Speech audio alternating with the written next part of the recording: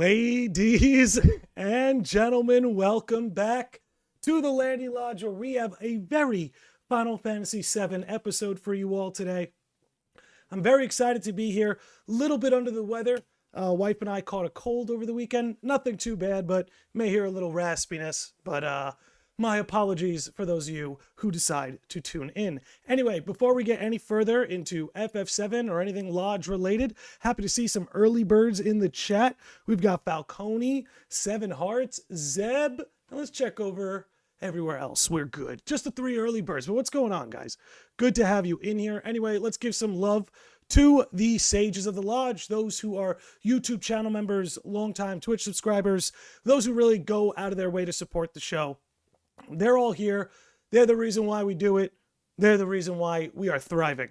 Anyway, let's get back to the gist of it here. So before we dive into today's episode, we're going to watch all the cutscenes, or for all 40 minutes of them. We're not going to skip anything. We're going to go through the whole episode, the whole chapter. That said, do have a life update. Obviously, things at the Lodge have been rather slow lately. I am happy to report my wife and I are under contract for a house. So the whole house hunt, which is pretty much possessed the first 3 months of my 2025, I'm blessed for that, by the way, let me say that, is finally coming to an end, which means we can settle back in, really thrive, get more streams going, get more podcasts going. And with so much of it off my plate, you guys can expect that we're going to do a whole Kingdom Hearts episode on the crossroads, symbolism, and the meaning throughout the entries. And that will be Friday night. But anyway, we're not here to talk Kingdom Hearts. We're here to talk FF7. But figure you gotta, on my own platform here, gotta plug my future episodes. And one of the things I did is I actually cooled it down in my house a little bit. There's an FF7 TV show. Man, I wish. I absolutely wish. Thank you for the congratulations.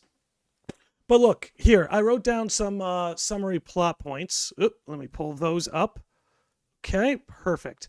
Okay, so just to recap where the last episode left off, the main points to remember is that basically Sephiroth, Angeal, Ross Bachman, and this new character, Alyssa, who will be much of our focus in this breakdown, they were sent out on a mission, dispatched to Wutai to investigate the Igara Forbidden Zone, and look for, I think it was 3 or 4 missing soldiers.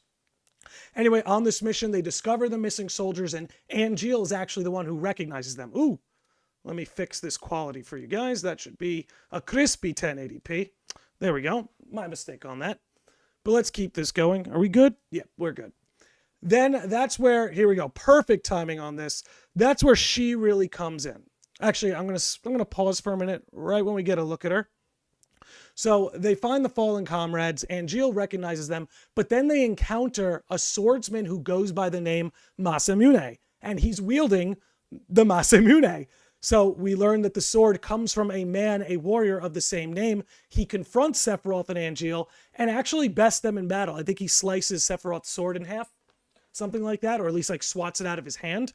So basically what they're building here is where Angeal and his father are the legacy of the Buster Sword, and we do get into that in this episode too. What we're building out here is the legacy of the Masamune. We're finally learning what it's all about, where it came from, who its previous wielder was, how Sephiroth got it, and that's where this character, who goes by the name Alyssa Goldie, I think that's the last name. I know it's Alyssa is the first name, but she joins their party, and she eerily looks like Lucrezia, who, for those who may not be in the know, that is Sephiroth's biological mother's name, Lucrezia Crescent.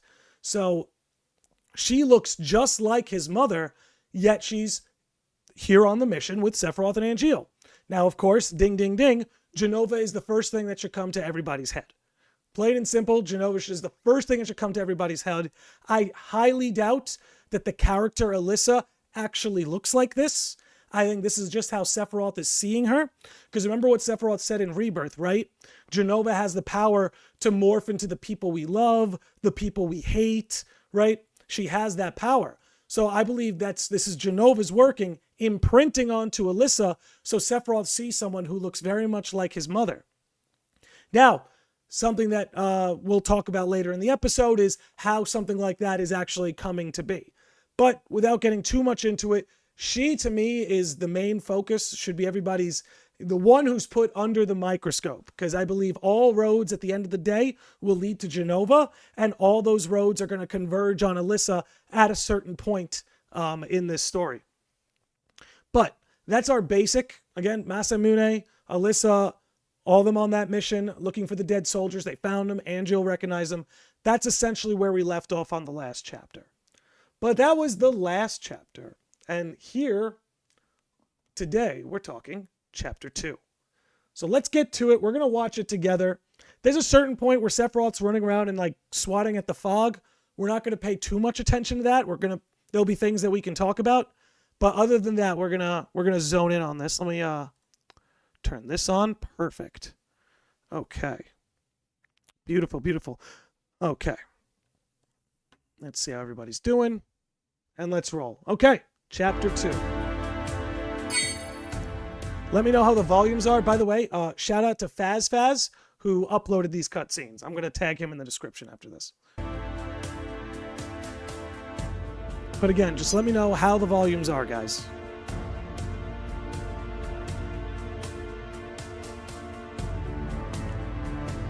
Okay, so Bachman. That's the don't sleep on Bachman either. Don't sleep on Bachman. Who I'm wondering if he has any sort of lasting impact or if he's just a witness to all these events. But that's remained to be seen. Okay. Sounds good? Excellent. Okay. And you guys there was music playing in the intro, right? At least I hope there was. I meant for music to be playing, so I hope it was heard. But if not, I can always cut it out. Okay. So here Bachman says, we discussed our next steps until morning. Even though her arm was injured, Alyssa was adamant about continuing her investigation of Robio. Oh yeah, we're gonna learn some stuff today. No one objected, not even Sephiroth. So again, they're kind of painting that picture that there's an innate trust that Sephiroth has for Alyssa simply by virtue of the way she looks. Right, Genova's already kind of playing with her.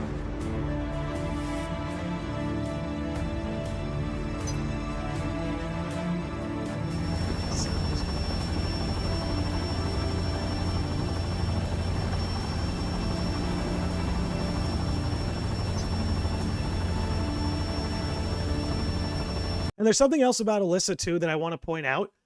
You know, she almost seems like a combination of Tifa and Aerith. I don't think there's anything too deep there or anything deeper than that, but it's almost like she's got Aerith's look. She has a little bit of both their looks and a little bit of both their charm in a weird way, particularly by how these sprites kind of move the way they did in the OG FF7. That might be really what's getting me, but here, I'll let it roll.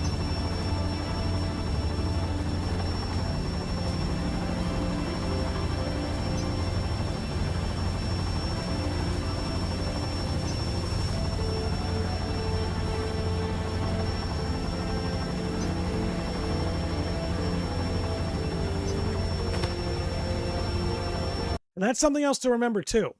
This girl, Alyssa, is a soldier, right? She's a part of Soldier. So that would lead you to believe that she's probably had the Genova cells injected into her as well. And that's probably what Genova's able to play or work with that's allowing her to interface with Sephiroth in some way.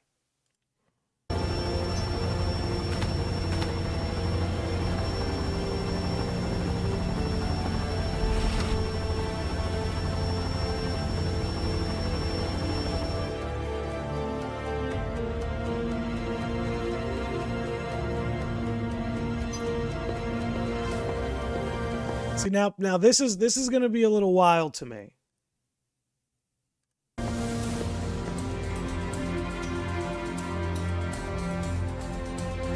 So the thing about Alyssa and the whole Genova thing is it appears to me that Genova's more than likely connected to the history of the Masamune from the beginning. Like she may have something to do with Masamune currently wielding it. We'll see when we get there. But everything about Alyssa is about breadcrumbing Sephiroth to the Masamune. Everything. You know, I got to move where my camera is. I should not be blocking these beautiful sprites. I should not be blocking those beautiful sprites. We're gonna mix it up a little bit. We're gonna mix it up a little bit. You know what? I'm going to put myself up top.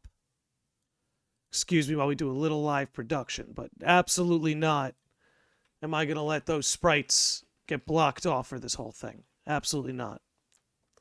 Okay. I'll shrink you guys down a little bit. Okay. Pull you up top. There we go. Okay. That's how we're going to do this. I think that's a lot better. Okay. So, as I was saying, take note that everything about Alyssa is about breadcrumbing Sephiroth to the Masamune. All of it.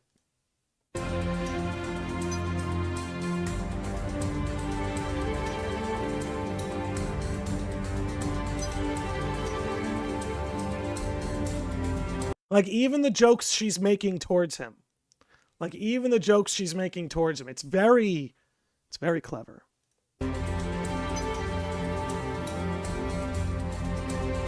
Right? Like, you see, if you look to the right here, these are the typical, like, soldier swords. It's the one Zack uses at the beginning of Crisis Core. But already you're seeing he gravitates more to this kind of blade, which is kind of what she's poking the fun at.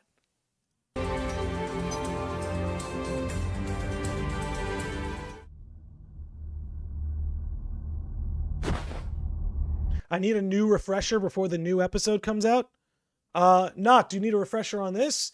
Or do you need a quick refresher on the last episode? Because we did do that at the very beginning of this episode. So if you want to go to the back where I summarized just kind of where the last episode was, we got that for you at the start.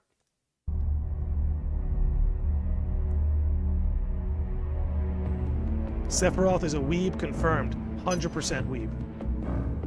What's up, Lindsay? Glad to have you here.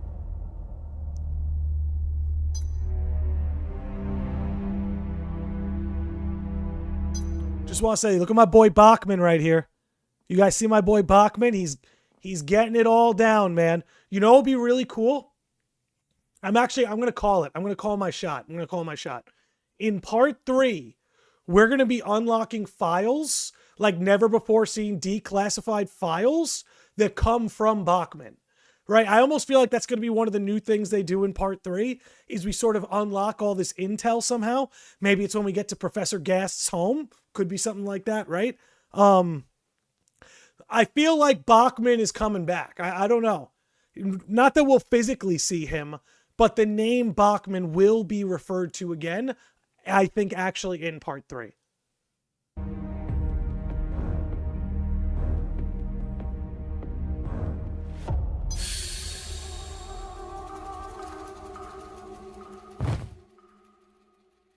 And here just comes enemy on the way that they're going to do battle with.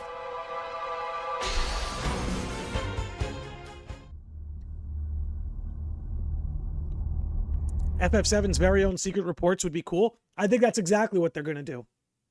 100%. Because not everyone's going to keep up with this stuff. You know what I mean? Like, it's similar to how Kingdom Hearts approaches their mobile games, where it's like, not everyone's going to keep up with this. So you need something that can shine a light on it for maybe somebody who more casually enjoys the world of FF7.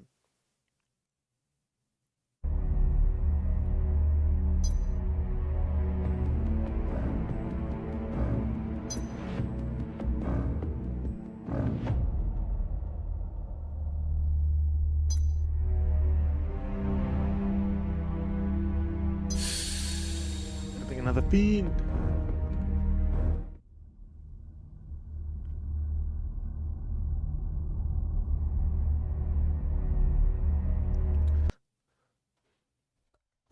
I just want to say, I love the detail. So you know how Angeal avoids using the Buster Sword?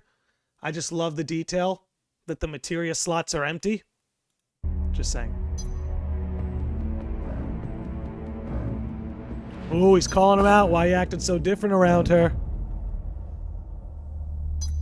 We all.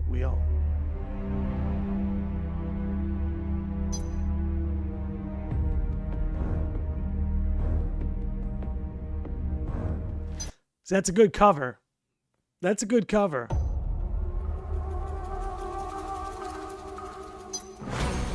of course, it's like...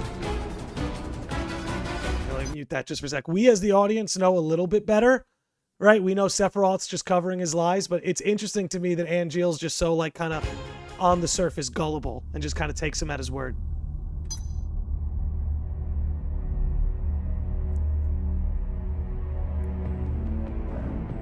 Moving you guys down while those are up there.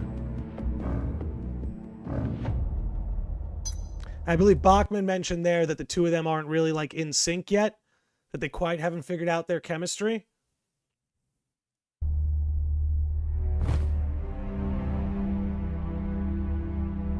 He's offering a handshake. Photo op. Photo ops. But you know what? As we saw in Rebirth, he doesn't like the camera. The man does not like the camera. Yeah, let's get you guys back up here.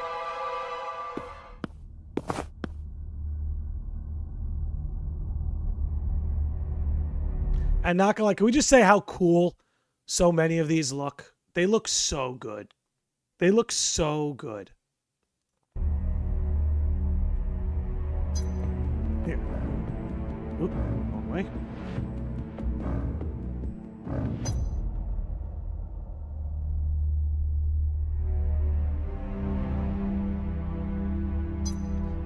See, now what Bachman does here is very interesting. Like, watch.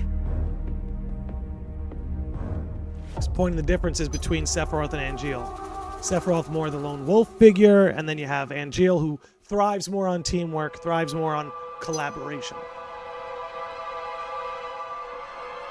And you see, like, this is interesting to me, right? So it's like Angeal, who's quite gullible and a little bit naive in his younger years, kind of like Zack. He's able to pick up on the fact that Sephiroth is acting very different around Alyssa. Now, given he has a bit more of a frame of reference than maybe Bachman, but I'm wondering if Bachman's picked up on that too, and if he's trying to stir the pot here, or if he's really just kind of just talking out of his ass.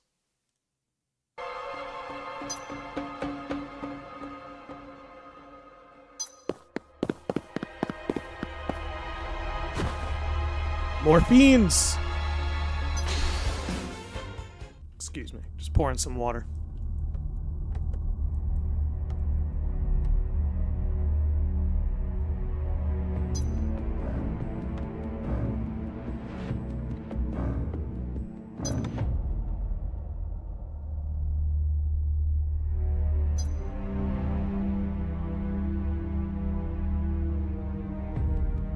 You see what I mean? It's like, is he stirring the pot, or is he just being naturally curious? And I guess we got to get to know Bachman a little bit better.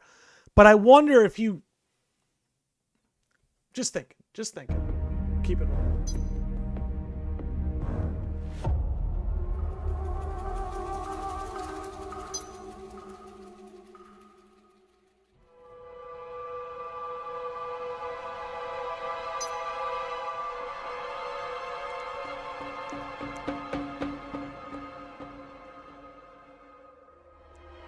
So she's mentioning she's a little bit more support.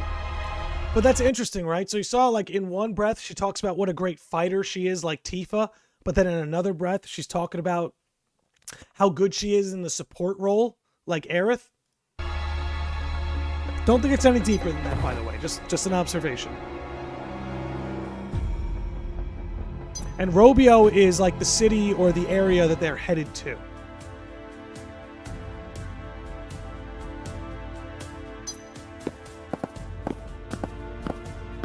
The Forbidden Zone.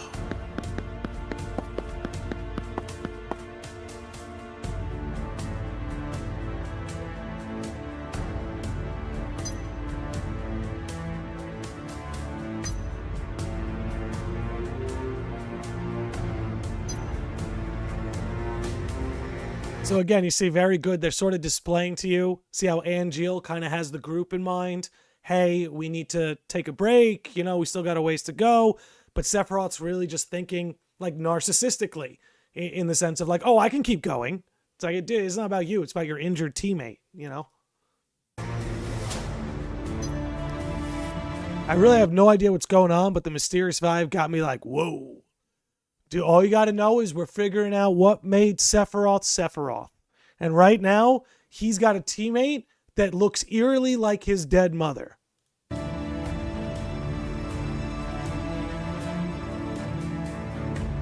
Yeah, even Bachman. It's getting worn out.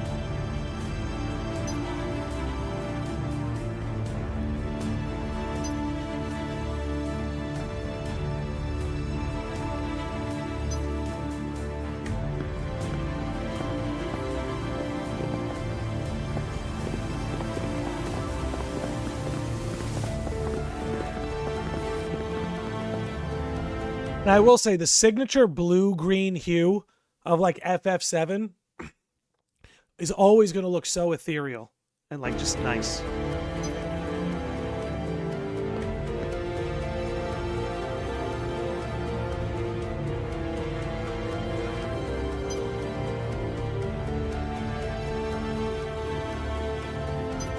See, that's the other thing too, right?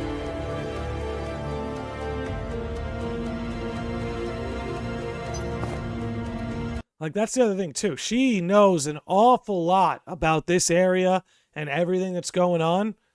You know, she's a soldier. She's a history buff. Like, there's a lot of suspicious... Keep it going. Keep it going. Let it rock.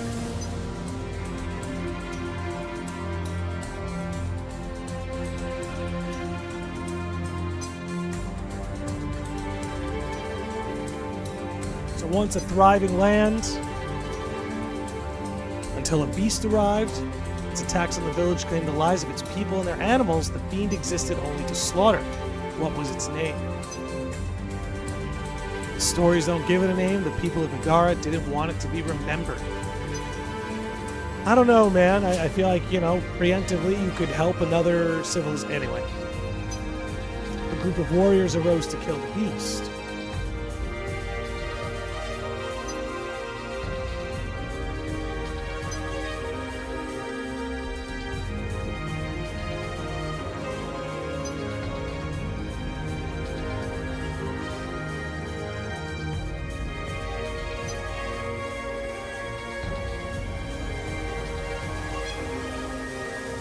See, now this is, again, I like, you know, there's a lot of patterns.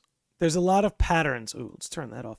I have my capture card on for some reason. There's a lot of patterns in FF7 that repeat, and sort of like the village engulfed in flames that will somehow always orbit Sephiroth or Genova in some way is one of these things that you just see. It's one of those patterns.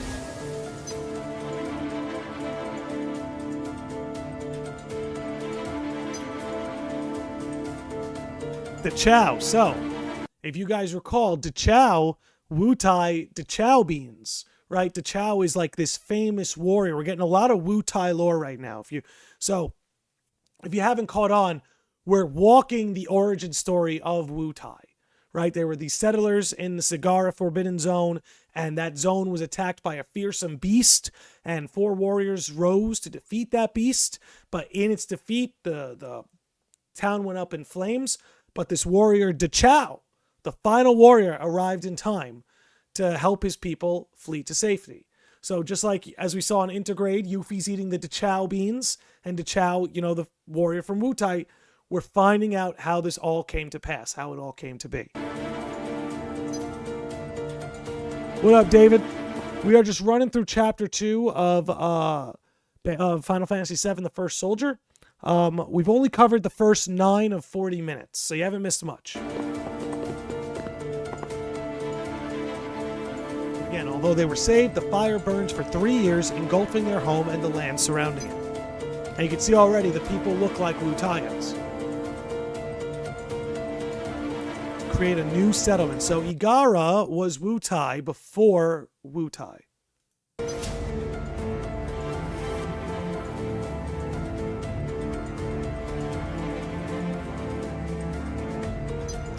That is how Wutai begun. Just busy working, I feel you. Watch yourselves, the fog is thick up ahead. Yeah, I think this is where Sephiroth chops a lot of the fog. So maybe I can just sit and muse on Alyssa, Genova, and what's going on here for a second.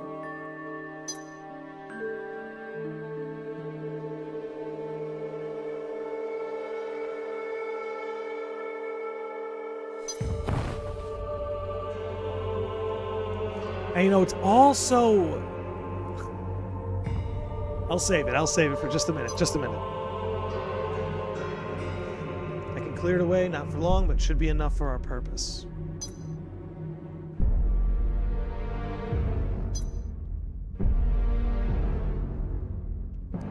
And I think this is simply where he starts to cut the frog. Okay, so let me turn this down just a little bit. So again, I think, obviously, as I stated earlier, I don't think Alyssa actually looks the way she's appearing here.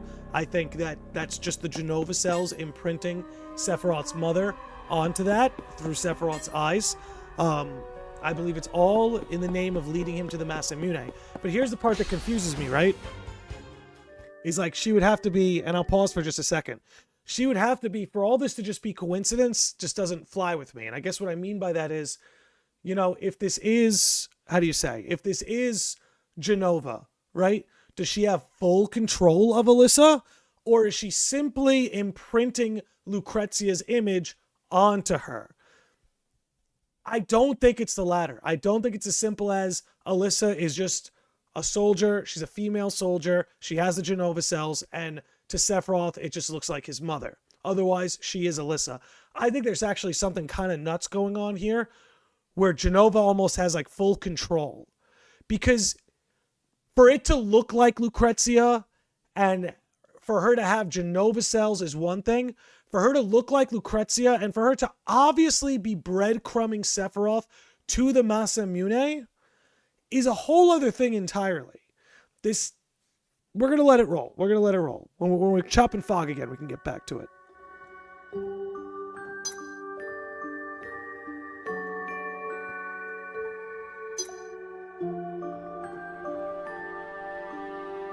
Which I do love the consistency. I do love the consistency that even when he was a young man, he would avoid using that sword at all times. You should get a more impressive sword too. See what I mean? Like, do you see what I mean? Like, this can't be as simple as she's her own person, she just looks like Lucrezia, or it's been imprinted. Like, Genova's will is so clearly just cutting through, I guess is all I'm trying to say. Like, if you want to poke at a man's ego, tell him his sword's not as impressive as his buddy's. Especially if you're a woman.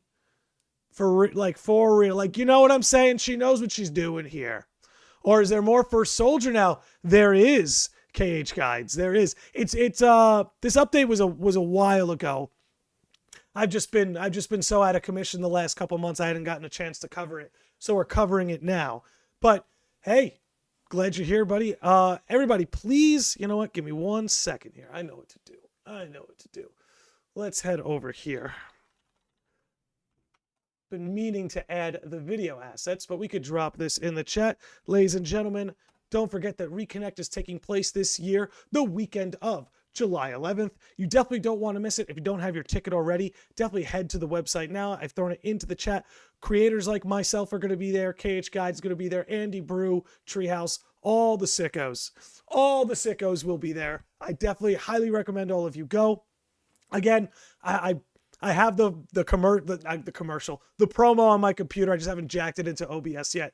But when we do our Kingdom Hearts stream on Friday, you guys will get a much clearer picture of the event. But anyway, let's jump back into it here. Nafugale says, no wonder Sephiroth got addicted to the shape-shifting skill. Yeah, you see, that's why I think it's Genova. And I'm not sure it's shape-shifting. I think it's like imprinting. Right? I don't think, like, for instance, in the original FF7, where you watch Sephiroth morph into Tifa, obviously that's Genova's work. I don't think that's literally the body morphing. I think that's Genova, like, imprinting that image onto Cloud's eyes because he's got Genova cells within him as well. So that would sort of give her the power to do something like that.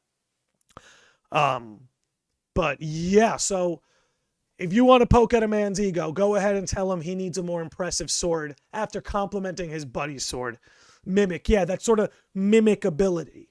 Which is why I actually think, and I've been meaning to do a video on this, I'm going to wait for things to settle down a little bit, but I really think Genova in a lot of ways is not an allegory to AI, but so much of what Genova is and that mimic ability has a lot of overlap with AI and I guess you could say in current day.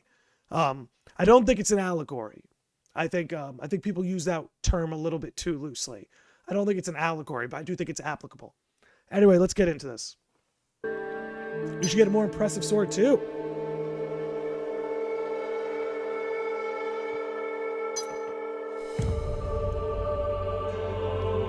My man Bachman, he's just here for the scoop, and you gotta respect it. Don't be ridiculous, the young man said. Okay, so for those who, I totally see the AI/virus aspect. Yeah, it's like if you combine the two. It's like if you combine this like biological alien virus with the sort of self-learning abilities and mimic abilities that AI has. Again, not an allegory. I don't think Nomura and Nojima and Sakaguchi saw this all coming from the late 90s. I just think this is the beauty of archetypes and fiction, is it creates a mirror of a sort that is applicable to today. But for those of you who may have missed the last episode, this was Sephiroth and Angeal's confrontation with Masamune right here. Now, Masamune is not the blade. Masamune is actually the man wielding the blade. So obviously, what I think is going to happen is Sephiroth is going to kill this man. And because he killed the man with the Masamune, Sephiroth will name the Masamune after the man he killed. That's where I think we're going with this. You know what I mean? He wants his rematch, and he wants that man dead. It's coming to it. Turn this down just a little bit.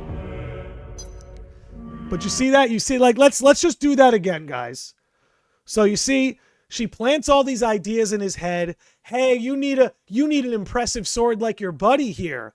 Wouldn't you look so great? And the photographer's like, oh yeah, look great on film, buddy. You should get a cool sword like that. Immediately, his head goes to this blade, this battle, right? You poked at his ego. He's thinking of the last battle he lost. His sword's not as cool or as big as his buddy's sword, so he's going to go for the cooler and bigger sword.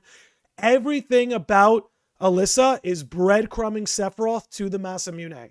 And again, I think there's way more overlap between Jenova and Alyssa than I think initially figured in episode 1. I think already here in episode 2, seeing how aggressively she's trying to guide him to this blade, it makes me think this is not just a Jenova imprint. This is someone I think Jenova has maybe even a full hold on.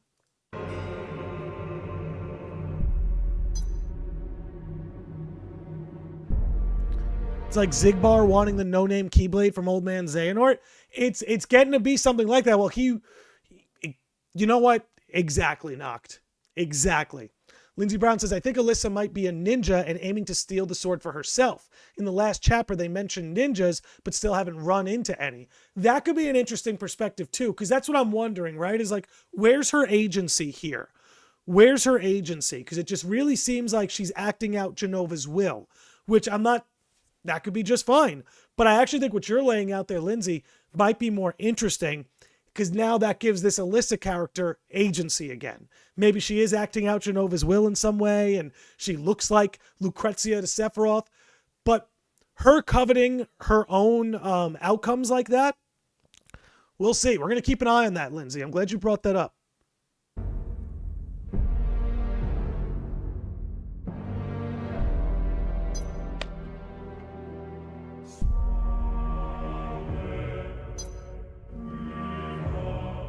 And then hold on. See, he says, yeah, he thinks of the Masamune. He's like, yeah, I know what you mean. And she's like, trust me, it's for the best. All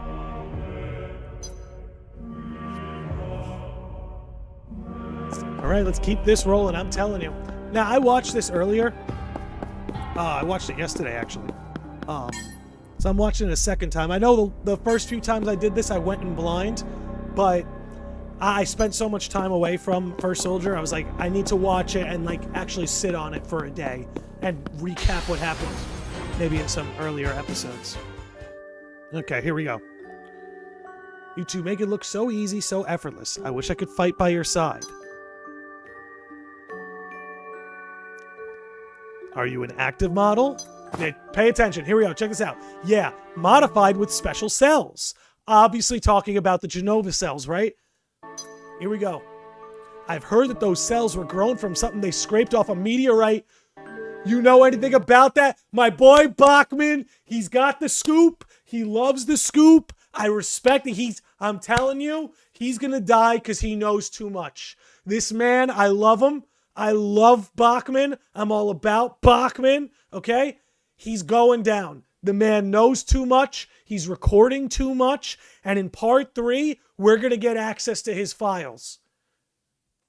I'll go one step further with my prediction from earlier. And we'll find it through Professor Gast's home.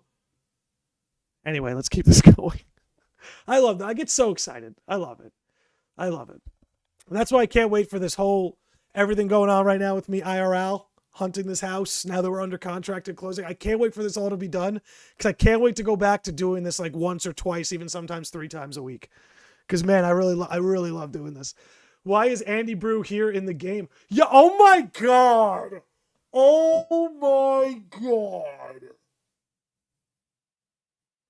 That's Andy Brew for sure. Hold on. I'm going to pull.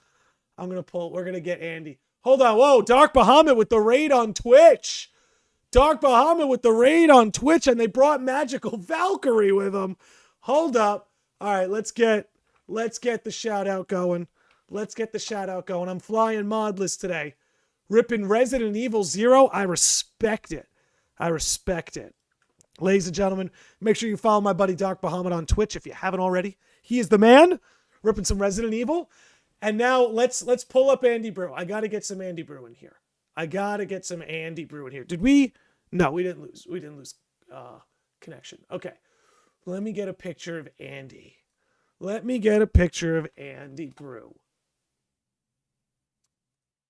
Actually, who am I kidding? Let's go here. I'm coming for you, Andy.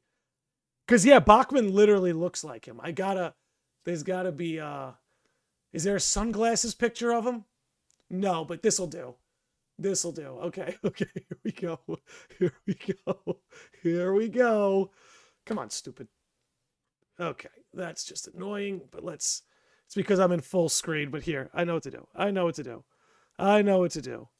I'll drag him over there. Come on. All right, that's obnoxious. Here, I'll do it this way. Give me a second. Perfect. And then we can put him right here. Okay, let's switch it back. Yeah, I think we got a match. I don't know about you, chat. I think we got a match. How goes Evercries? Oh, it's uncanny. I mean, dude, that's our guy right there. Andy Brew has infiltrated Final Fantasy VII First Soldier. Does he know about this? Do we need to call him? I think he needs to sue. I honestly think he needs to sue for likeness. This is not under fair use. At all. Andy, I know a lawyer. I know several lawyers, actually. Give me a call. We'll get you the bag. Easy cosplay for Andy. He literally just needs the shirt and the aviators. He probably already has the wardrobe. Even the facial hair. Like maybe if he thinned out the thicker areas a little bit. I tried to get into this game, but it didn't really appeal to me. It's too mobily. It's too mobily for me. Right? I don't mind the mobile games where you can autoplay through like the mobile mechanics and then you could just do like the raids and all the fun stuff. But Ever Crisis doesn't really have that option. I mean, it does. There's an autoplay thing, but it's not as autoplay-ish, I guess. Anyway, I'm rambling rather. I couldn't really get into it either. I actually thought Union Cross is a better mobile game. He should. No, we're going to get Andy the bag. We're going to get Andy to retire on this. No question. Andy, we got to watch out, Square. We're coming for you. Okay. I'm just kidding. But, respect to Square Enix. I just want to take a minute, guys. I just want to say respect to Square Enix. Because, I've been very critical of them about some things as of late. Not in like a really bad way. I still love what they do and love what they put out. But if I have my criticisms, I'm going to voice them. I just want to say, I know some people are scared of voicing criticisms because they're scared Square Enix won't work with them. It's not true. I've been critical of several things over the last several months. And they still sent me Final Fantasy on PC for free. They still sent me Romancing Saga. You know what I mean? So I just want to say respect to them that I can joke like that and criticize them about certain things and they won't just, cut me out. Although one day I'll probably cross a line. I always do. Let's get back to it. Anyway, Bachman's got the scoop, right? He knows about what a crock. You see this? Look how defensive she got. Look how defensive she got. If this was Alyssa with her own agency, why would she get so defensive? It's not like Bachman said anything offensive. Not like, I heard those cells were scraped off of some demonic creature that kills puppies and hates grandmas, right? It's not like he said that. He's like, I've heard those cells were grown from something they scraped off a meteorite. You know anything about that? And then Homegirl's going, what a crock. I'm telling you, I don't think Alyssa, whoever she is, I don't think she has a lot of agency. I think she's a Genova puppet through and through. This is just Genova puppetry. Welcome to the puppet show, ladies and gentlemen. Look at this. You aren't the one who's spreading that ridiculous rumor. I'm telling you, Bachman is not long for this world. Bachman is not long for this world. That's all I'm saying. That's all I'm saying. Not long for this world.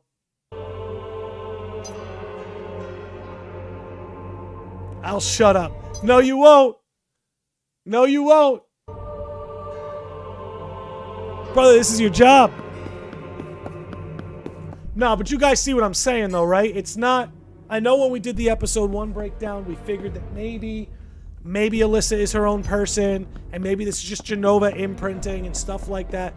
Why does Alyssa look like Lucrezia? Valkyrie, welcome. Welcome to the puppet show, Valkyrie. I'm telling you, things are popping off. Not only does this character look like Lucrezia, Valkyrie, this character is actively leading Sephiroth to the Masamune blade. She's a straight up Genova puppet. It's getting wild. I'm telling you, Valk, it's getting crazy in here.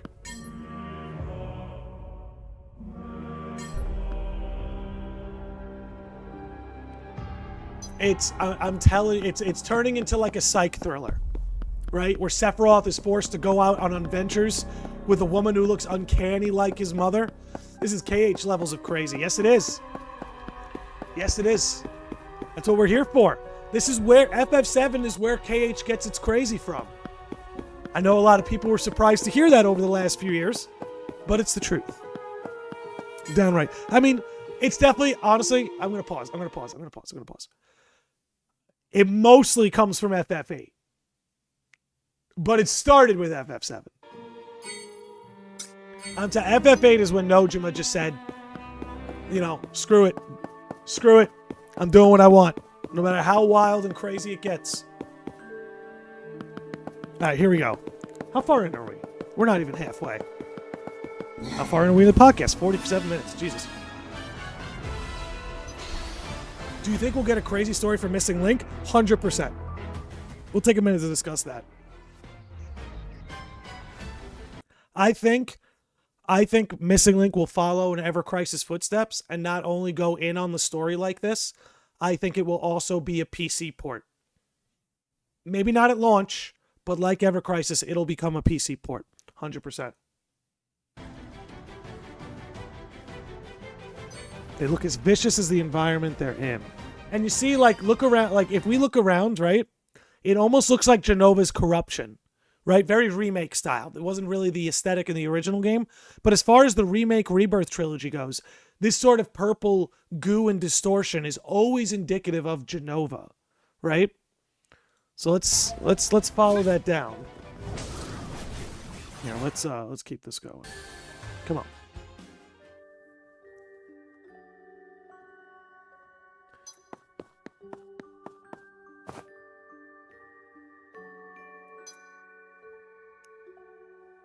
Purple gloom, that's a great way to put it.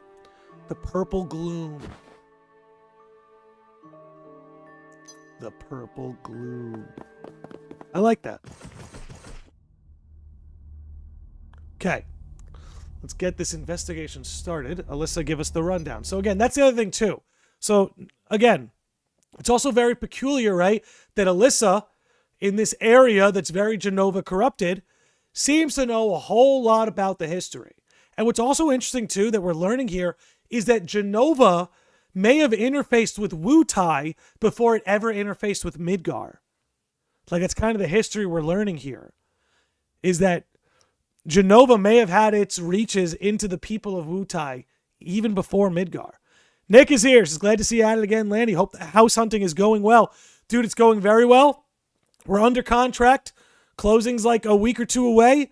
So if all goes well, I get my free time back. It's one of the reasons why I'm doing this episode today, because I don't got to go hunting anymore. Let's just hope that everything else falls into place as it should. But I appreciate you checking in on that, man. I appreciate you guys checking in on that. What's up, Luz? Luz, it's so good to see you. It's so good to see you. I'm doing good. I'm better now that you're here. Yes, the gloom. The gloom. All right. Right, so before we begin, I should catch you up on the history of this village. This next chapter takes place about 500 years ago, long after the 5 warriors bested that beast.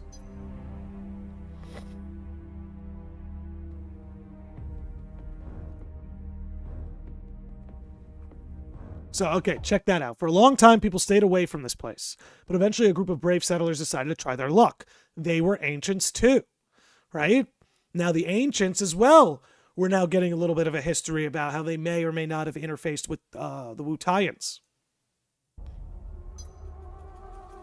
By that time, their numbers were already greatly diminished, but they still had the knowledge to revive the desolate land it flourished once again.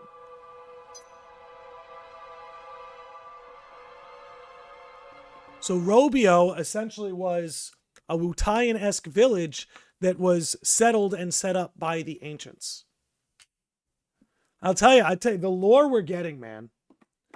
I gotta be real, man. Between all the novels, right? And the novels are great. I gotta be honest. I gotta be honest. You know, I'm gonna get on my soapbox a little bit here, guys. I'm gonna get on my soapbox a little bit. Okay? Take a small break. We're going to take a small break. Let me tell you something. You know what I miss?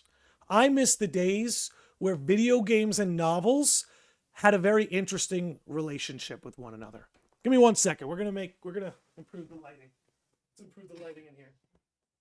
Because the sun's starting to go down, so we're going to need that. I really miss the old days. This isn't that long ago. It's maybe 15, 20 years ago, right? Halo, Gears of War, a lot of series like this were doing it. Where, you know, there are obviously these games that had these huge worlds and massive stories, right? And this is around FF7 in this time was putting out a lot of novels too, right? The Kids Are All Right and stuff like that. So I used to love the sort of relationship where these video game worlds that were so big and massive, they all ended up with novels. Again, especially back in those days, the Halos, the Gears of Wars, the FF7s. Again, like years after the game had even come out, they're publishing these novels. I love that because I think there's something there. In the way that anime sells a manga and manga sells an anime, I would love it if these worlds that are like so big and expansive could have a similar sort of relationship with novels like they did back in the day. You know what I'm saying? You know what I'm saying? Because, man, the world of FF7 is so big and huge. And, you know, not only is it explored in these, like, mobile games, too, and, like, spin-off games like Crisis Core and Dirge, but, man, those novels, like Traces of Two Past, bro, I cried. Like, it's not like these... Like Nojima, who authors these novels and these books, they're not just writing them as a gimmick. It's not like they're being written as, like, an accessory to the video game. Like, oh, you're such a big fan, now buy the book. It's like, no, they're really brilliant works of art that are telling really touching and really exciting stories. So not only do I encourage that kind of world to come back, I encourage anyone watching this that's a big enough fan of FF7 to care about First Soldier. Man, go read some of Nojima's novels. Go read Traces of Two Past. Go read The Kids Are All Right. I'm telling you, you'll have a great time. Traces of Two Past is good. Let me tell you, I'm so glad I read that, guys, before playing Rebirth, because there were so many references to it in Rebirth. It was awesome. I miss getting secret episodes, prologues, and epilogues in book form. Me too, dude. Me too. And, you know, some games are starting to do this with manga. But I almost feel like that relationship is anime manga. They go together almost. I feel like video game light novel or video game novel is good. Like, hold on.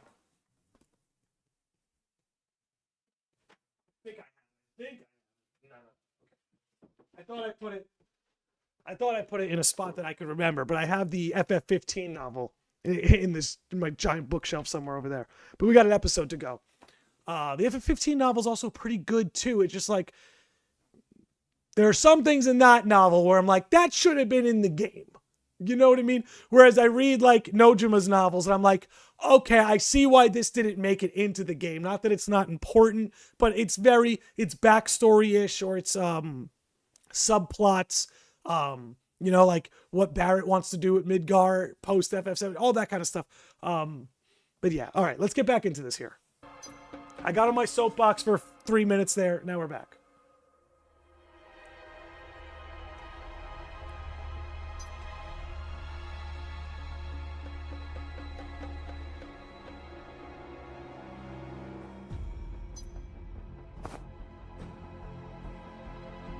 Okay, sounds like standard procedure. Don't think I'll get any film worth keeping. Dude, I think she shook him. He was all about the scoop until he brought up Genova. And then when he got that pushback, now he's like, I don't think I'll get any good film. You guys, Don't be so sure. This is where my team was wiped out after all. She's dead. All right, there it is. I'm glad that's clicking this time. I think she's dead. This is where her team was wiped out. I think she was wiped out too. And now she's part of the puppet show. Now, guys, I will say my favorite part of Traces of Two Past is the whole Tifa, like, surgery procedure and recovery. That whole thing, man, is so, like, intense, bro. Like, I could feel the fluorescent lights beaming as, like, Tifa's vision's blurry. Like, I'm going back to it.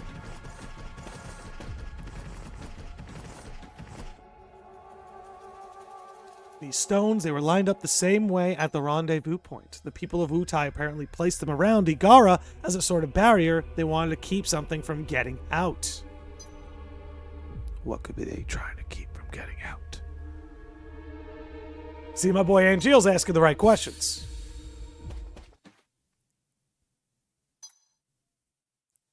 See what I mean, though? Like, this is totally the work of Genova. Foggy memories, illusions. I haven't read Traces of Two Past yet, but it's next on my list. It's so good. I'm telling you. But what's up, Elf Song?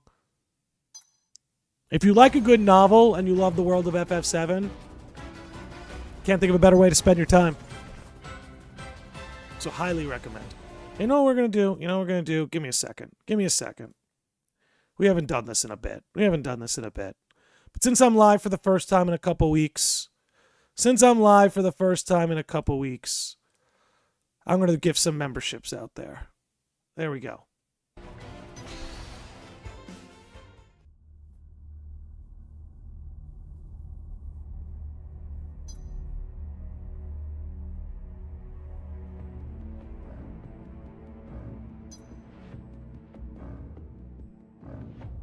I think we were meant to see it. It's our mission to find out what it was, isn't it? The stone barriers aren't the only thing strange about this place.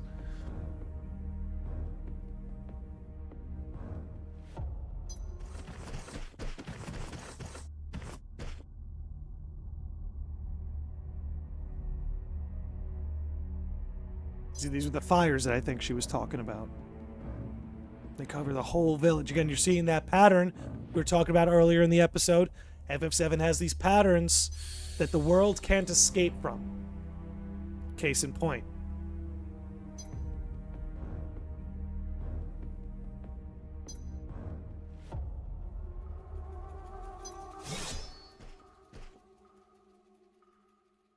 There's Masamune.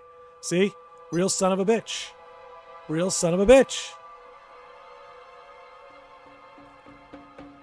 I I see why they call it the Forbidden Zone, so that's probably how it got its name. I wonder if Bachman's photos are going to have them.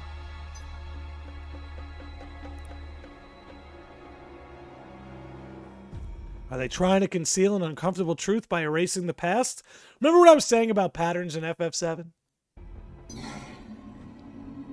I'll turn this up a little bit for you guys. I think it'll be a little bit louder.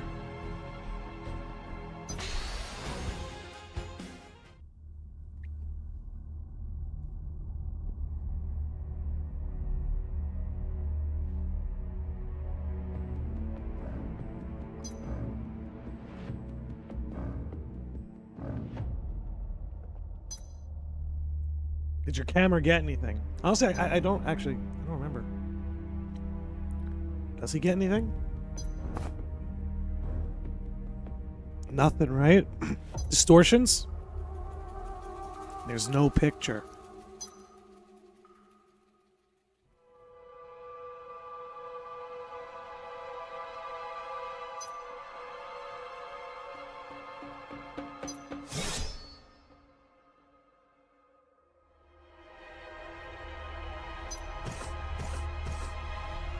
See, there he is.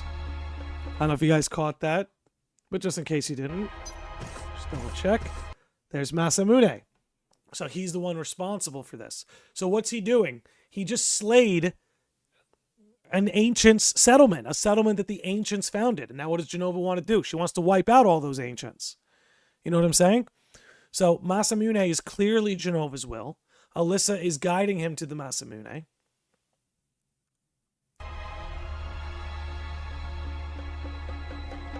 Guess I caught it after all. So he has the footage. He has the footage. Our boy got the scoop.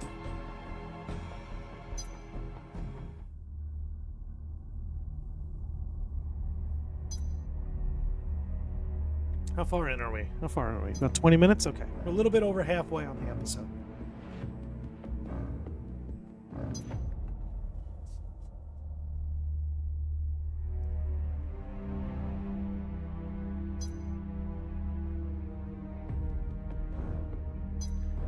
They wanted to bury it along with everything else. Look.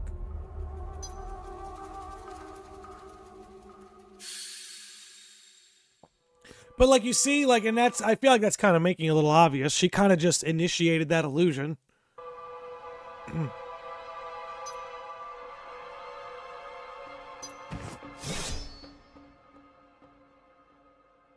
Yeah. He's a real bastard, but what's the motive, right? That's our question, is what is Masamune's motive? I mean, again, my prediction is it's simply just Genova's motive, Genova's will, kill the ancients. Or kill the ancient settlement.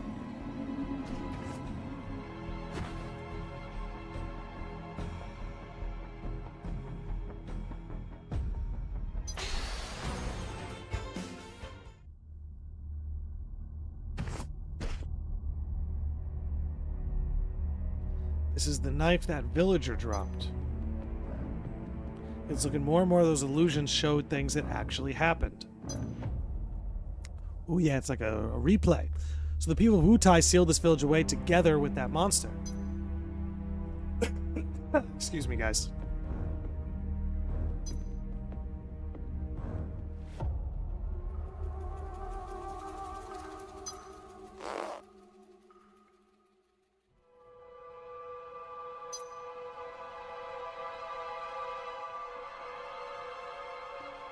So here's an important thing, right?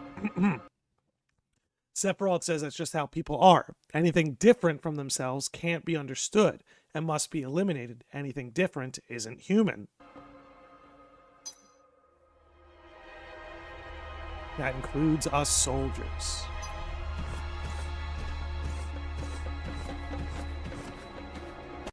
Lindsey Brown says, one thing about the mist, since the whispers are depicted as wind and there is no wind here, it's not the live stream showing the visions. 100%. And that's where you're 100% right about that. This is not the will of the planet communicating with them and showing those visions. This is not, right, the live stream interfacing and giving them these visions. Something else is happening here. have Angeal here. We'll reply kind of to what Sephiroth said here. Not all people are like that. I'll make you sing. That's our hero. This is our hero of the story. It ain't gonna be Sephiroth. This is the center of Robio. The people would gather here to share stories and hold celebrations. Like a town square, basically. But it was also where the village's doom began. Here we go. And again, what as Guide so eloquently put it, where are you? The gloom, the purple gloom. You notice that as the visions are coming into play, it's like a purple mist, a gloomy mist. It happened many years ago. Robio's tools and weapons were the responsibility of a single smith. One day he took up his hammer as if possessed and poured all of his energy into crafting a remarkable blade. Again, took up his hammer as if possessed. It was more than a mere weapon. It was a work of art. But you've heard the old adage that beauty can lead the heart astray.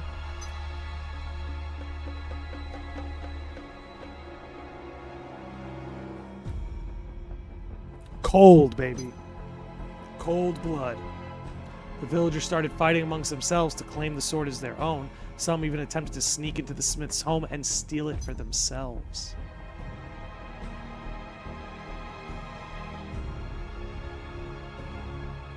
Ooh, dude, it's like oh my god. It's like the King Arthur blade, but evil. See? You see? This is what I'm trying to say, right? This is what I'm trying to say. I think what we're being shown here is that this whole thing is bigger than Cloud and Sephiroth. This whole thing is bigger than Genova. This whole thing, it's bigger than that.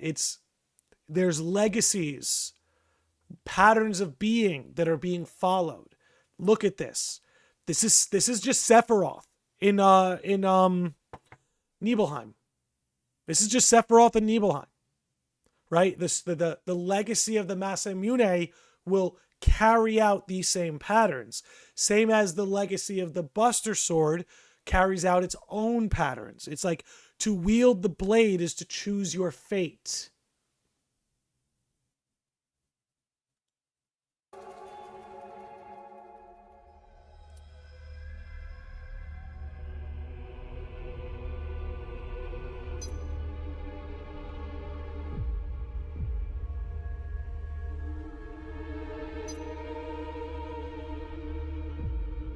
They started killing each other, and it wasn't long before there was no one left.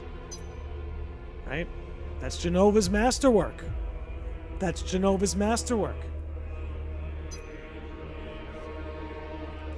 Perfect. You found this all out in a few days. How? You guys see it too, don't you?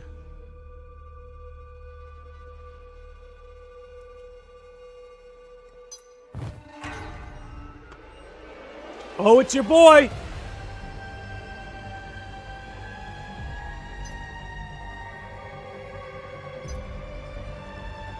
Oh, look.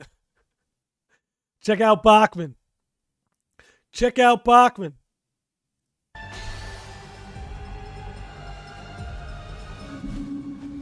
Dude, he is pretty sick looking, I gotta say.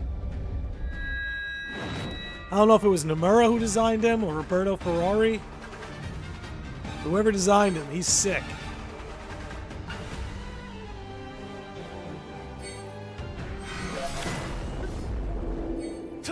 Demon Masamune. Or Masamune. I feel like we've been over it. I feel like I'm always just gonna say Masamune. I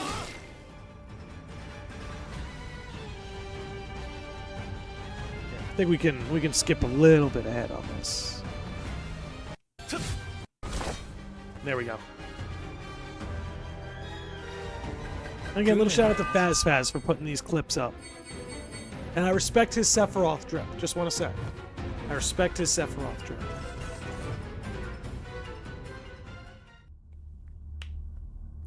How many hundreds of years has it been? The soldiers were all cut to shreds. Excuse me. Excuse me. Workday's catching up to me. Before you ask me how I gathered all that intel so quickly, I didn't gather it. The scenes just came to me like they were my own memories. Terrible. That's the Genova cells. That's the Genova cells. Again, I don't think there's much agency left there.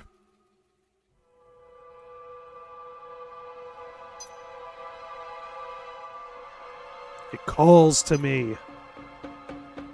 It yearns to become mine. The children yearn for the mines. It was a Hell's Bells, baby. It was a Hell's Bells. I like his design because it feels like they wanted to give some respect to the blacksmith Masamune with this kind of molten design, resembling a forge. Ooh. Give me a second here. Yeah, dude. Oh, you're right. Nah, the blacksmith it's on his sleeve. Wearing it on his sleeve. Nice catch. This is why I like to do these live, man. You know, you guys are going to always catch things that I don't. All right, let's pick it back up.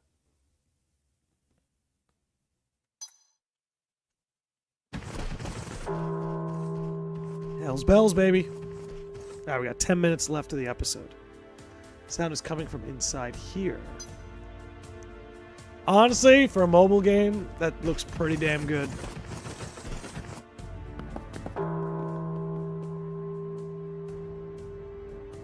Hell's bells, baby.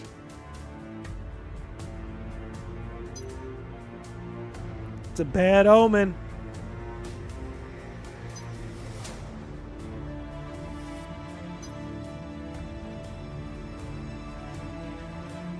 I sense a powerful will. I don't know who it belongs to, or maybe it's nothing.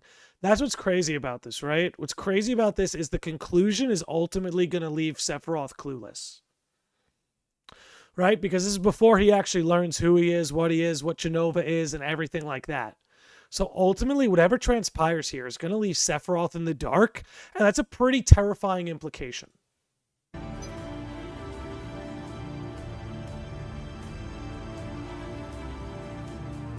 I can say one thing for sure, that sword is meant to be in my hands. See, and even Angel has the frame of reference to know he's not being his normal self.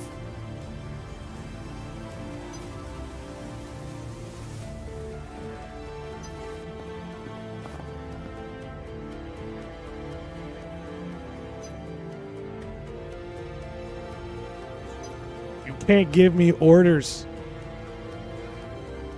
That wasn't an order.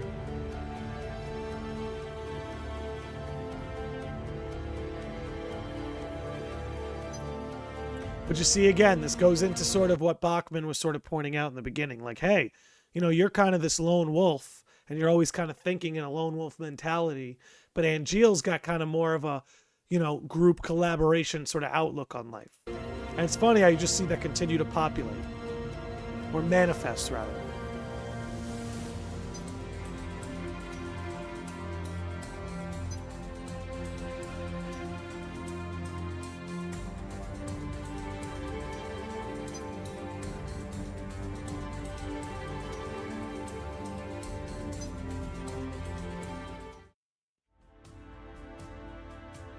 Bro.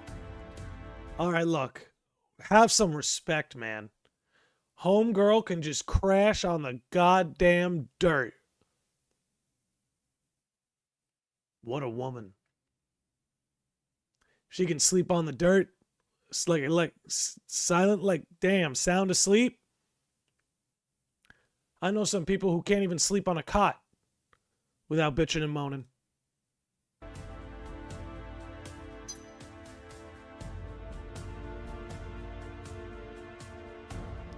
Homeboy wants to check that footage.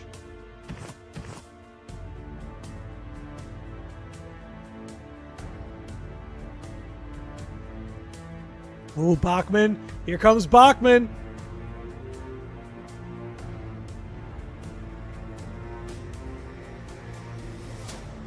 He's going to learn too much, man. I'm telling you right now. Our boy is going to learn too much.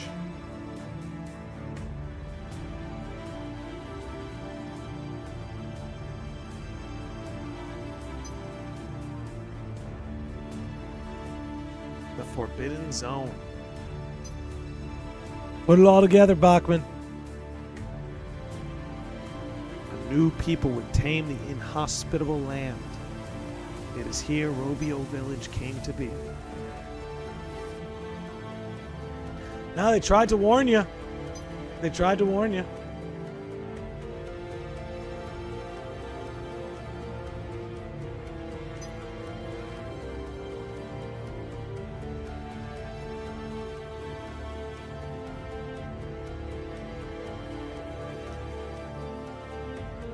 Sephiroth seems to have some kinship to the people who once lived here. Whatever force drove them to their doom might drive the legend to new heights of heroism. He's already changing. He seems to be more aware of his status as a hero, and that has given him a new sense of purpose. Ooh, Bachman, you have the wrong read, bro. I think you got the wrong read. I'll document every moment of his growth. A hero needs to slay monsters to make his legend shine, so I'm not afraid of what's ahead. In fact, I'd risk my life to immortalize it. He's going down! He's going down! Alright, here we go. Big stuff here. Big stuff here.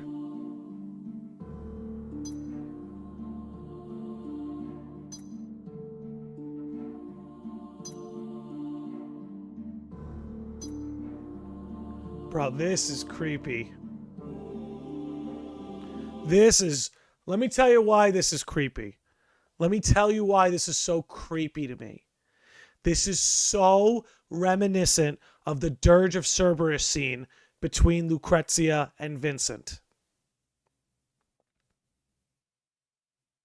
Like, this is... Keep it going.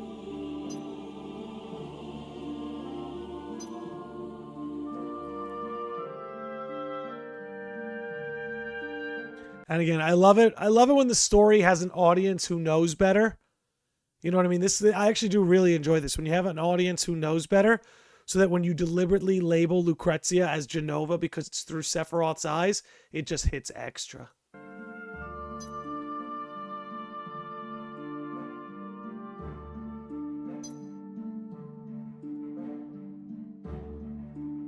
Flower Field, yeah. Also reminiscent of Aerith. Patterns. Patterns. What do I keep saying? FF7 is a world of patterns. I'll tell you why it's creepy. Sephiroth is really tall, and that Lucrezia is taller than him. Got those height genes. Got those height genes.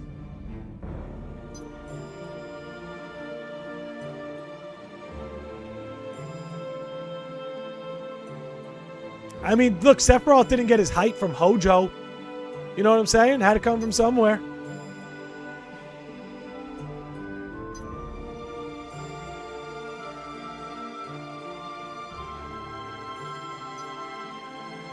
And the music, too.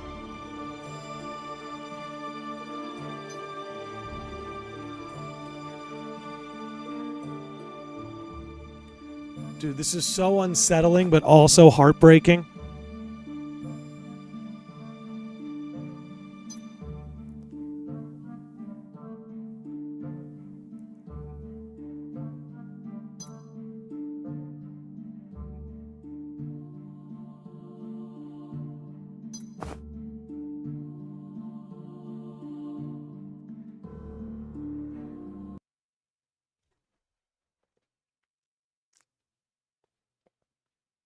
That's wild, bro.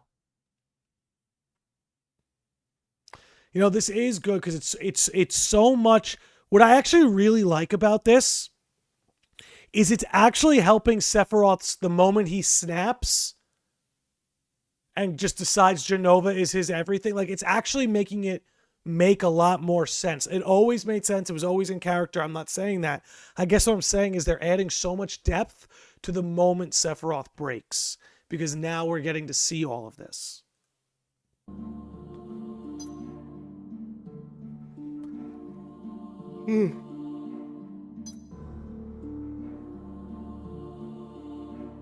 This theme is kind of becoming a Sephiroth theme song, right? I know it represents Jenova, but...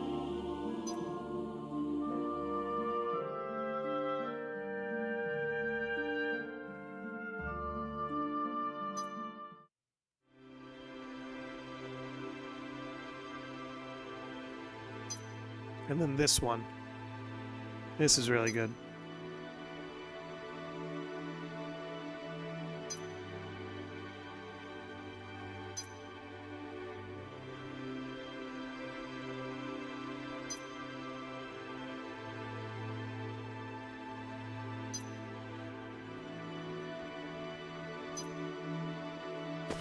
You know, I wonder if Genesis got recruited first because he's nowhere to be seen here. And have some respect for these two. That's something else that I hope they emphasize somewhere in the FF7 compilation.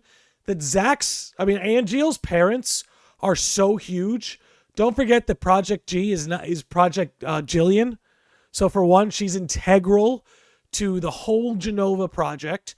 And then you have Angeal's father, who literally is the legacy of the Buster Sword. He is the spirit of the Buster Sword. Whereas the Masamune represents this sort of devouring mother in Jenova, right? A mother who devours her own children. That's like what the Masamune and Jenova represent on one side. The Buster Sword on the other side represents this almost this benevolent father, right? This guiding hand, this legacy. I made this for you, right? Because just like the Masamune, which was made, particularly made, so was the Buster Sword. So again, while one represents like a devouring mother, this other one represents a sort of like benevolent father, or like a kingly father, a guiding hand. Someone in the Fast comments pointed out that Angeal's dad had different hair in the last dream. That's interesting. Did you say goodbye to everyone? Yeah, I'm going to move myself down.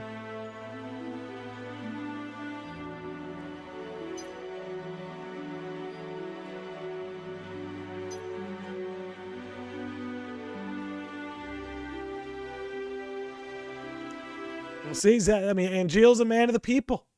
Angeal is a man of the people.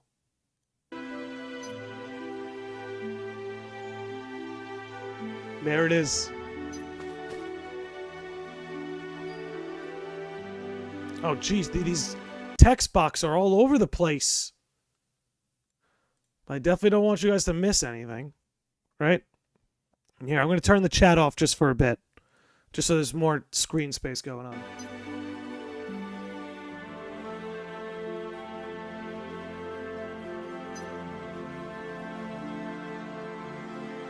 He's a man of the people. Here we go again.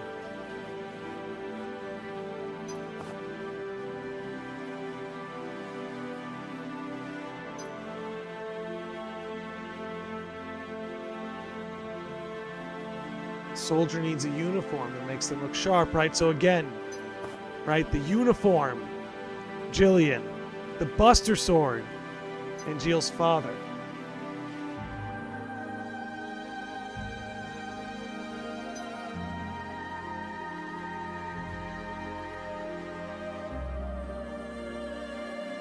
The music is so beautiful right now.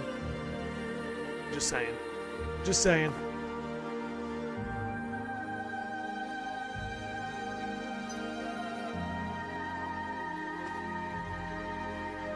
Let's also remember that too.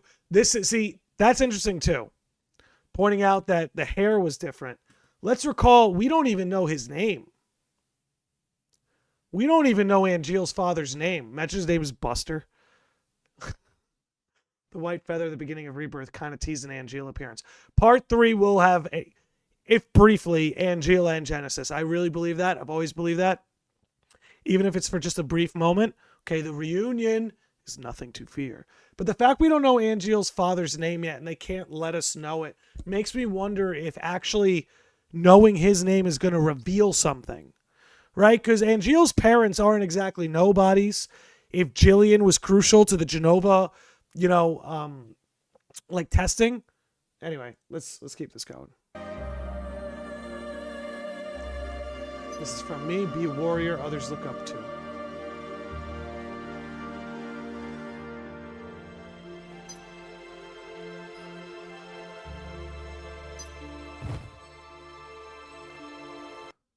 Angeal's family was poor, which is why he stole apples. So this dream is just as fake as Sephiroth's. I mean, we do have the purple hues, right?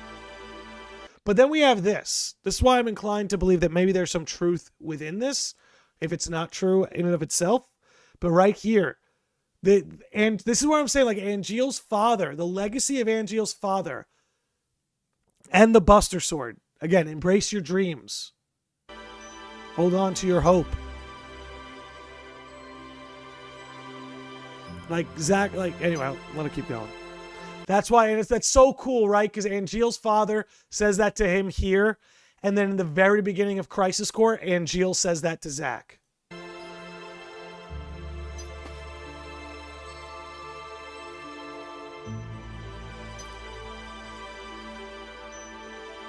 Josh Z, member for 23 months, says, Landy, miss your streams, man. Hope your house hunt is going well. The music is like divinity, which is ironic. It most certainly is. Dude, thank you so much for being a member for almost 2 years now. That's amazing. As always, thank you for your support, and thank you for joining us here. Dude, so house hunt has gone very well. We are officially under contract. Closing is in a couple weeks. So in 2 weeks, it should be all done. The heavy lifting on my end is pretty much done, which is why we're live again. And we're going to be live again Friday with a Kingdom Hearts episode. But let's keep this going. We're almost done here.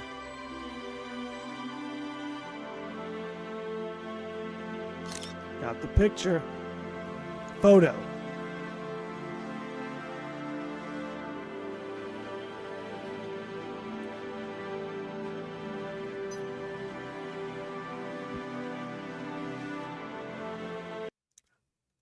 I never forgot my father's words. I embraced my dreams and held on to my hope even through the hard times.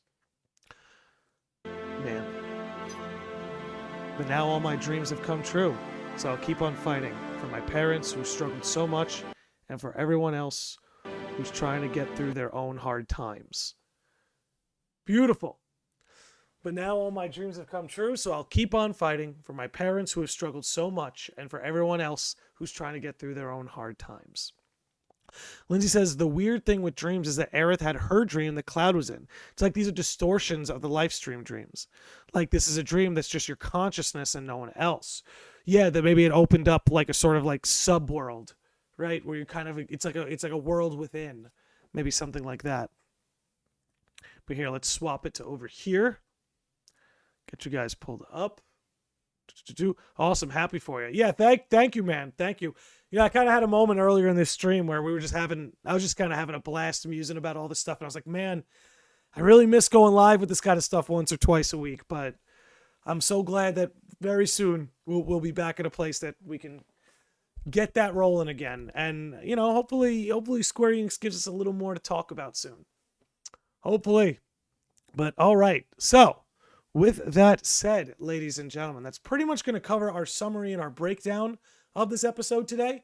You know, it's been a couple months since that came out anyway, so a new episode's probably around the corner. We'll cover that one much closer to its release date, because I imagine, you know, we'll be all rolling by then. That said, we are going to close up shop for the night here. Tomorrow, I would like to go live with a little FF7 Rebirth on PC. I'm not going to make any promises, but I will do my best to go live tomorrow with that.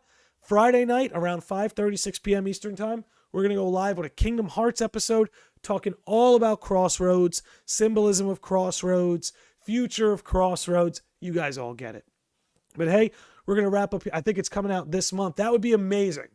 That'd be amazing timing, because then we can really, it'll be fresh in our heads and we can really go back to back on it. So that would be really cool. Anyway, we're going to, hold on. I got to show you guys something. Hold on.